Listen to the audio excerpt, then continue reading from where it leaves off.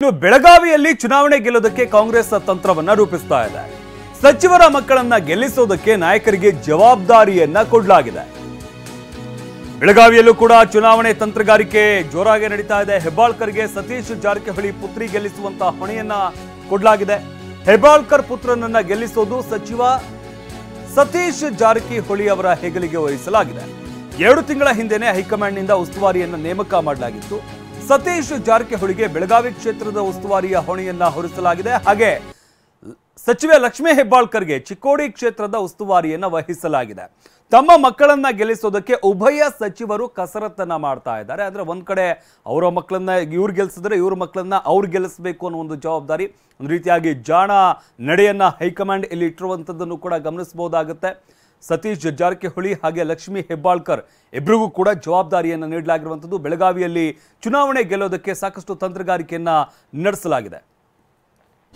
ಮಧುಕೇಶ್ವರ್ ಹೆಗಡೆ ಜೇನು ಕೃಷಿಯಿಂದ ವರ್ಷಕ್ಕೆ 50 ಲಕ್ಷ ಗಳಿಸ್ತಿದ್ದಾರೆ. ನೀವು ಕೂಡ ಅವರಿಂದ ಕಲಿಬೇಕಾ? ಅವ್ರ ಜೊತೆ ವಿಡಿಯೋ ಕಾಲ್ನಲ್ಲಿ ಮಾತಾಡಬೇಕಾ?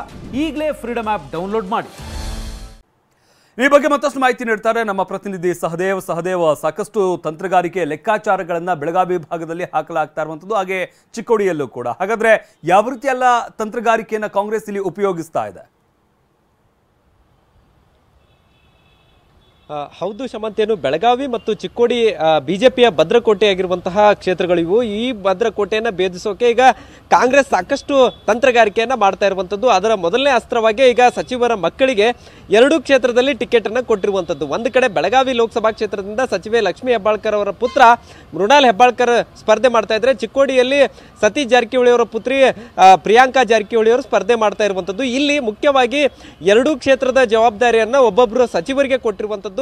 ಒಂದು ಕಡೆ ಸತೀಶ್ ಜಾರಕಿಹೊಳಿ ಅವರ ಪುತ್ರಿಯನ್ನ ಗೆಲ್ಸೋಕೆ ಲಕ್ಷ್ಮೀ ಹೆಬ್ಬಾಳ್ಕರ್ ಅವರಿಗೆ ಜವಾಬ್ದಾರಿಯನ್ನು ಕೊಟ್ಟರೆ, ಮತ್ತೊಂದು ಕಡೆ ಲಕ್ಷ್ಮೀ ಹೆಬ್ಬಾಳ್ಕರ್ ಅವರ ಪುತ್ರರಿಗೆ ಗೆಲ್ಸೋಕೆ ಸತೀಶ್ ಜಾರಕಿಹೊಳಿ ಅವರಿಗೆ ಜವಾಬ್ದಾರಿಯನ್ನು ಕೊಟ್ಟಿರುವಂತದ್ದು. ಯಾಕಂದ್ರೆ ಇಲ್ಲಿ ಮುಖ್ಯವಾಗಿ ಚಿಕ್ಕೋಡಿ ಭಾಗದಲ್ಲಿ ಪಂಚಮಸಾಲಿ ಮತದಾರರು ಏನಿದ್ದಾರೆ ಅವ್ರನ್ನ ಸೆಳೆಯುವಂತ ನಿಟ್ಟಿನಲ್ಲಿ, ಅದರ ಜೊತೆಗೆ ನಾಯಕರೇನಿದ್ದಾರೆ ಲಕ್ಷ್ಮಣ್ ಸವದಿ ಆಗಿರ್ಬೋದು, ರಾಜು ಕಾಗೆ ಆಗಿರ್ಬೋದು, ಇವರೆಲ್ಲರೂ ಕೂಡ ಒಟ್ಟಾಗಿ ತೆಗೆದುಕೊಂಡು ಕರೆದುಕೊಂಡು ಹೋಗುವಂತ ಜವಾಬ್ದಾರಿಯನ್ನ ಲಕ್ಷ್ಮೀ ಹೆಬ್ಬಾಳ್ಕರ್ ಹೆಗಲಿಗೆ ಹೊರಿಸಿರುವಂತದ್ದು. ಇನ್ನೊಂದು ಕಡೆ ಬೆಳಗಾವಿಯಲ್ಲಿ ಕೂಡ ಏನು ಜಾರಕಿಹೊಳಿ ಸಹೋದರರು, ಅದರಲ್ಲೂ ಮುಖ್ಯವಾಗಿ ರಮೇಶ್ ಜಾರಕಿಹೊಳಿ, ಬಾಲಚಂದ್ರ ಜಾರಕಿಹೊಳಿ ಸಾಕಷ್ಟು ತಂತ್ರಗಾರಿಕೆಯನ್ನ ಮಾಡ್ತಾ ಇದ್ದಾರೆ ಅನ್ನುವಂತಹ ಲೆಕ್ಕಾಚಾರ ಇದೆ. ಸೊ ಆ ತಂತ್ರಗಾರಿಕೆಯನ್ನ ಭೇದಿಸುವಂತ ನಿಟ್ಟಿನಲ್ಲಿ ಇದೀಗ ಸತೀಶ್ ಜಾರಕಿಹೊಳಿ ಅವರಿಗೆ ಎಲ್ಲ ಒಂದ್ ಕಡೆ ಜವಾಬ್ದಾರಿ ವಹಿಸುವುದರ ಮೂಲಕ 2 ಕ್ಷೇತ್ರಗಳನ್ನ ಕಬ್ಜಾ ಮಾಡೋಕೆ ಈಗ ಸಾಕಷ್ಟು ರಣತಂತ್ರವನ್ನು ರೂಪಿಸ್ತಾ ಇದ್ದಾರೆ.